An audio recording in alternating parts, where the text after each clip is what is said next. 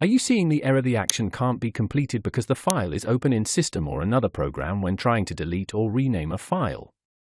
Don't worry, I'll show you the most reliable fix. This works on Windows 11, 10, 8, and 7. Press Windows key plus R, type msconfig, and click OK. Go to the Boot tab, check Safe Boot, click Apply, then OK, and restart. Once in safe mode, navigate to the folder where the problem file is located. Now, right-click the file and click Delete. Then click Yes to confirm the action. After deleting the file, we need to exit safe mode. Press Windows key plus R, type msconfig, and click OK. Go back to the Boot tab and uncheck Safe Boot. Click Apply, OK, and restart your PC.